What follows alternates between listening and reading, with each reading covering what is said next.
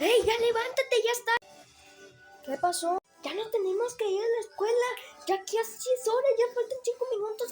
¡5! ¡Vámonos! ¡Vámonos! Mi mochila. Ahí está, vámonos. ¡Ah, se me cayó la mochila! ¡Ey, mi papá! Nuestro papá. Sí, cierto. Vamos a levantar. Vamos. ¡Papá! ¿Qué? Ya vámonos, papá. Faltan 4 minutos para ir a la escuela. Vamos.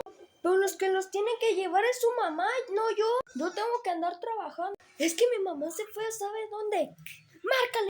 Sí, ahorita le marco. Deja agarrar el teléfono. Bueno. ¿Dónde anda? Fui a la plaza. ¿Por qué? Es que tienes que llevar a los niños a la escuela. Yo tengo que ir a trabajar ahorita. Pero si hoy estamos a domingo.